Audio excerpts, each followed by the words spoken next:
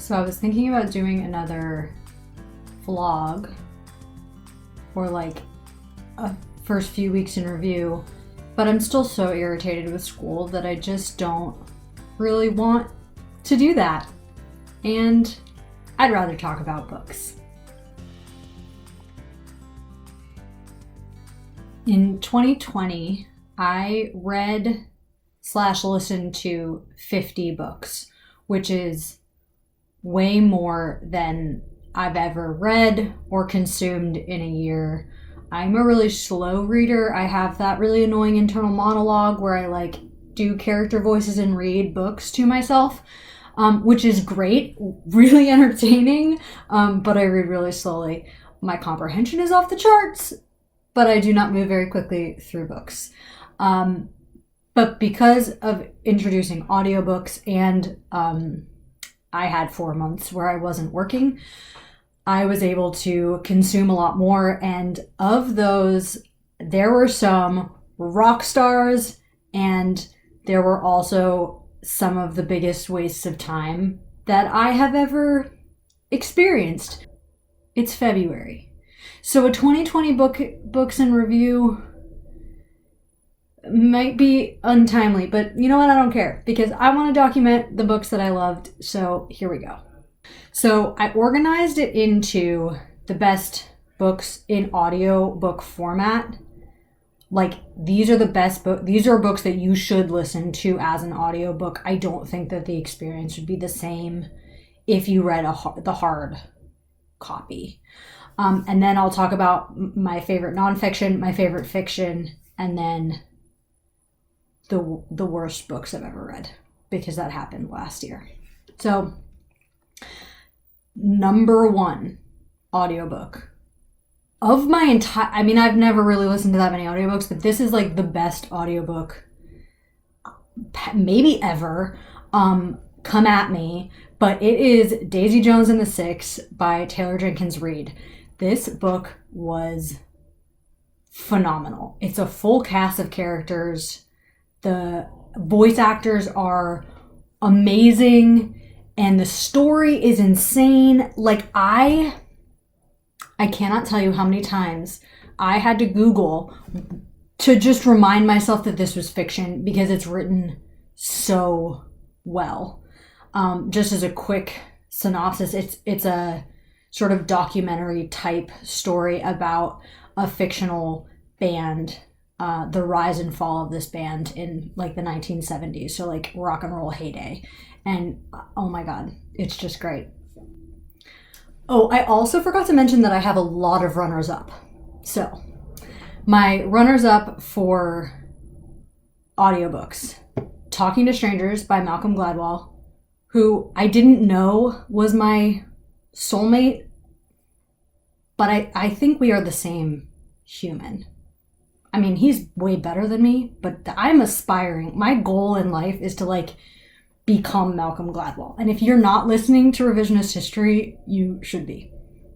Number 2 is Astrophysics for People in a Hurry by Neil deGrasse Tyson. He narrates it himself.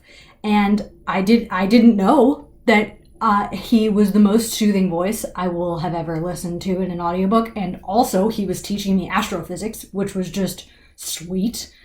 And then lastly, Lafayette in the Somewhat United States by Sarah Vole. She's hilarious. It's just so great. If you think you don't like history, but you want to learn a little bit more about the early United States and the American Revolution, check this out because it is so accessible. It's just remarkably well done. Caveat on that one, she has a lot of opinions.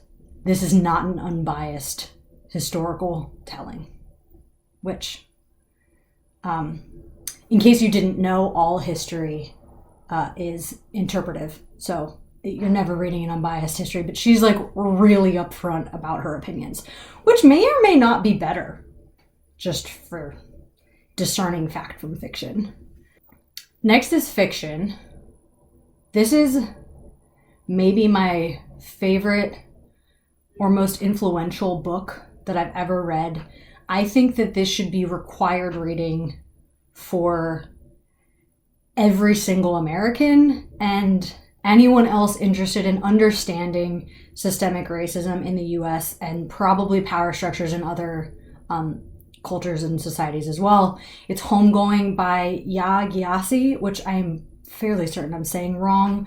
It tracks these two half-sisters and their lineage from Ghana all through to today, current America.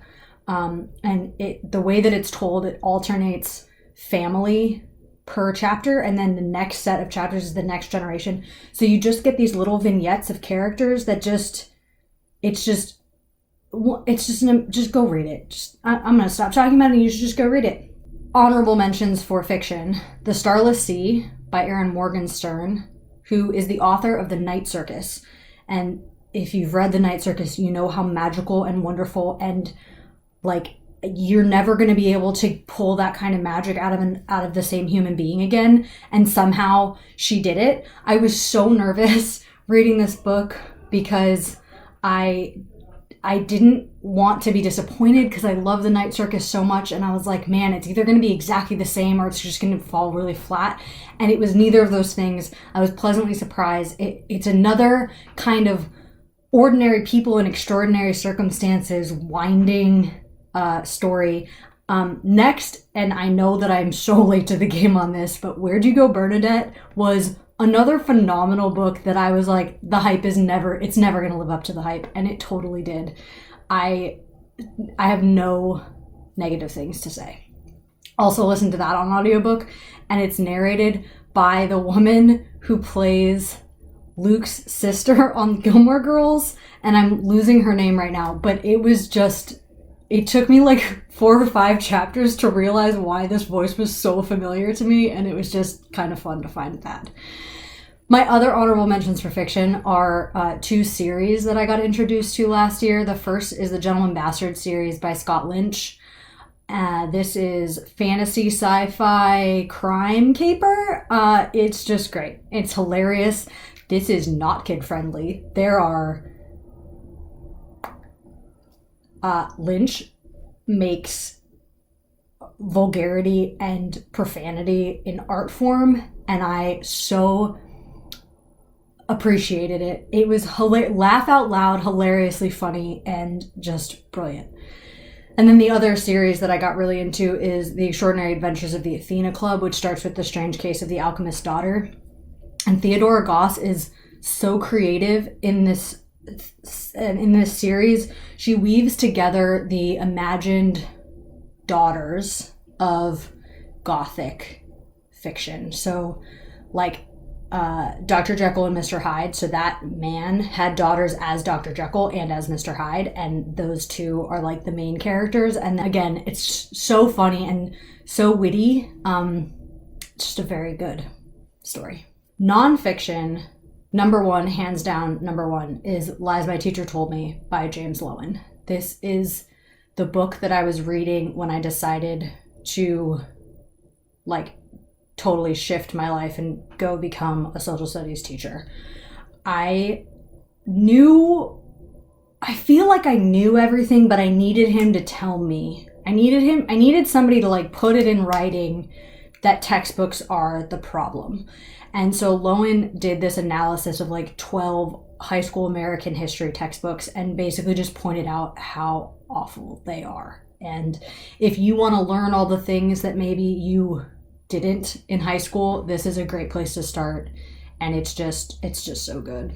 Honorable mentions for nonfiction. The first is Divorced, Beheaded, Survived, a feminist reinterpretation of The Wives of Henry VIII by Karen Lindsay. I believe that this was her dissertation that got turned into a book. But in any case, she approaches the wives of Henry VIII as whole humans instead of just the king's wives, and really tells their stories and makes sure that you see them as whole people and the complexity and sort of interpersonal challenges that they individually had. And it's really cool. And I learned so much, because when you just look at Henry's reign, you learn the politics, and this was really sort of highlighting the culture and the societal norms and functions, and it was just very good. The other is The Good Neighbor, which is the biography of Fred Rogers, which, if you listen to it on audiobook, is narrated by LeVar Burton. So if you just want to cry in 90s nostalgia while you learn about Fred Rogers while LeVar Burton reads to you, it was awesome. But just to learn the intentionality and research that went into him creating this program and how involved he was. I mean, he wasn't just the guy that they hired to do this show. It was his show, and it's just like, I'm getting tingles thinking about it because it was just so cool to learn about him. And then the last honorable mention for nonfiction is She Said, which is written by Jodi Kantor and Megan God, I can't ever say her name. Tohi? I don't know. I'm sorry. They were the journalists at the New York Times that broke the story of Harry Weinstein. Harvey. It's Harvey Weinstein, not Harry. So, it's enraging and empowering and sad, and definitely would be triggering if you've had maybe an unpleasant experience or have been assaulted or any of those things. So a bit of a sort of trigger warning there, but it really highlights so much more than just the story. It's the unraveling of the psychological torment and manipulation that was built and the structures that got built to protect him. And yeah. By the end of it, you feel like, okay, we're getting somewhere and these are some like real points of action. But there in the middle, man, it feels really, really hopeless. And as a woman reading it, it just made me mad. That's it. It just made me so mad. And then, finally, the worst books I've ever read. The first was nonfiction, and I shouldn't have even bought this book. There was nothing about this book that seemed like it was something I was gonna like. It's called The Unconventionals, and it's about branding and companies.